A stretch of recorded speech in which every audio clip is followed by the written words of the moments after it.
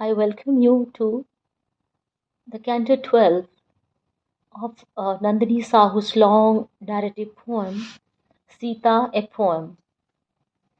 Over time, the story of Sita in the Ramayana has been subject to several conversions, reinterpretations, and recontextualizations.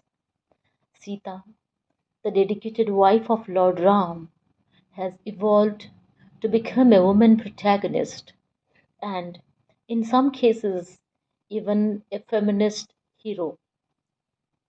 Although there have been several modern interpretations to the Ramayana, my text, Sita, composed as a poetic memoir running into 25 cantos, in its form, content, and context, is situated in a liminal space between the real world and the mythical world.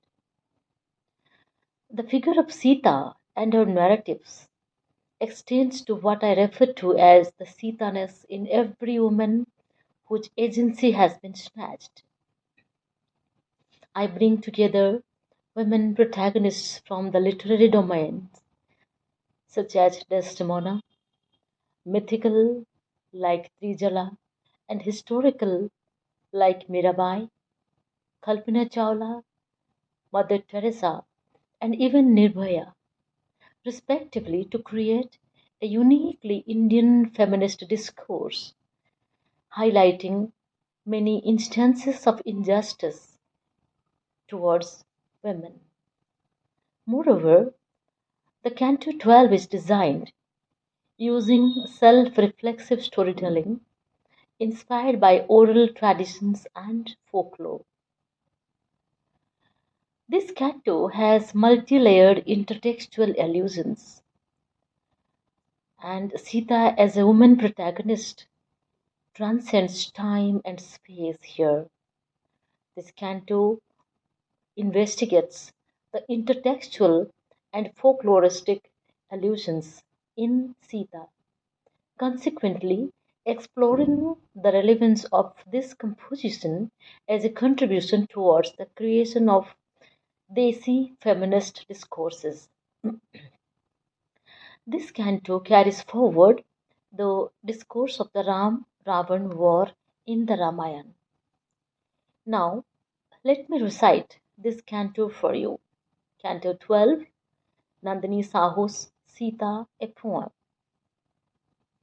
The fatal nights of war twisted into dark dissolution. The nocturnal fights destroyed the flora and fauna as well. Monkeys, elephants, horses brutally murdered without mercy, chariots destroyed, mansions fallen. Angad attacked Indrajit, humiliated, he went. Then he came invisible with a magic charm. Ram and Lakshman got caught by Indrajit. He hurled a ladle of serpentine upon them. I was taken to the battlefield with demons female.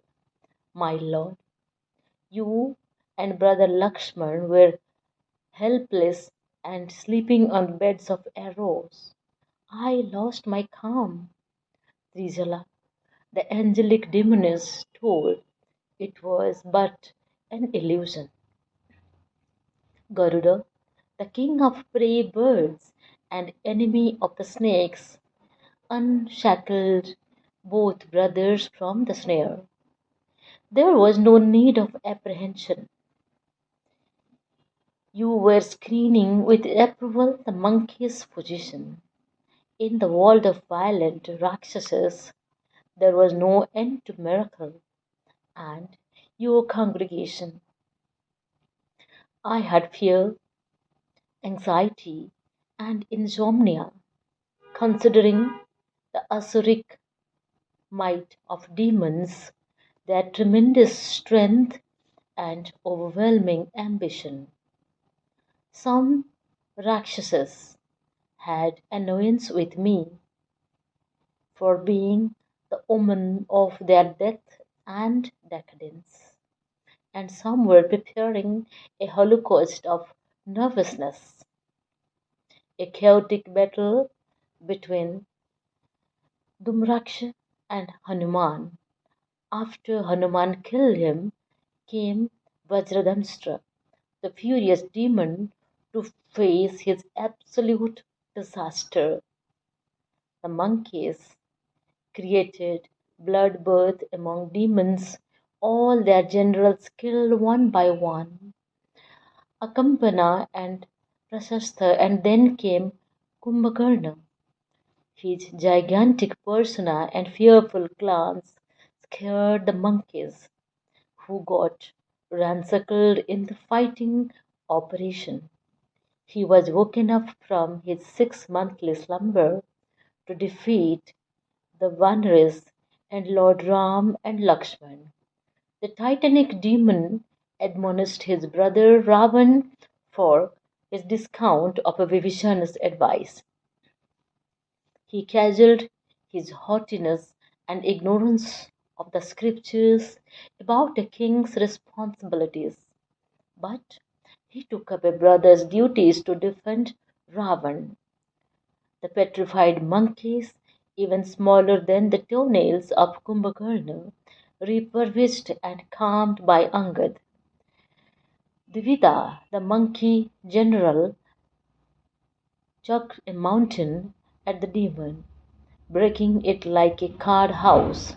Angad, Sugriv, Lakshman, Hanuman fought with valor phenomenal. The hullabaloo of the restless, desperate army, scared with his spike, struck Ram's immaculate self. Ram ejected arrows with Rodrok notation.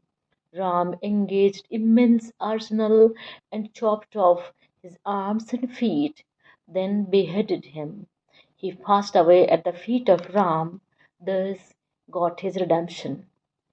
I was told Ravan lost consciousness hearing that Kumbhakarna, his right hand, was slain. Did he regret for not heeding to the advice of Bibhishan? Ravan's sons Trishira, Devataka, Narantaka, and Atikaya, and his brothers Mahodara, Mahaprasthava, all got slain in the war one by one. The Rakshas was a distressed father and brother by now. Pride, lust, and tenacity made him his own foe. Between despair and hope, he looked at his only surviving son, Indrajit, to console. Indrajit could make out, no one can stop him now. Indrajit's noble wife Sulochana tried to stop her lord and prevent his reckless surrender to mendacity for ephemeral gain, causing disarray. But father asked him to fight for him, live and die for him. Thus, it was his duty not to think of wife or son, but to quake the rupture of the enemy out there and be a martyr or a winner for his father's obsession. Just do or die. That reminds me of this poem by Alfred Lord Tennyson on Do or Die. It's the charge of the Light Brigade, where he pens, was there a man dismayed? Not though the soldier knew someone had blundered. There's not to make reply, there's not to reason why, there's but to do and die. Into the valley of death rode the 600. Indrajit was right in his own way, acting against the basic law of nature, surrendering his life to establish a code of social conduct, to follow Raj Dharma, to do or die. He entered the war.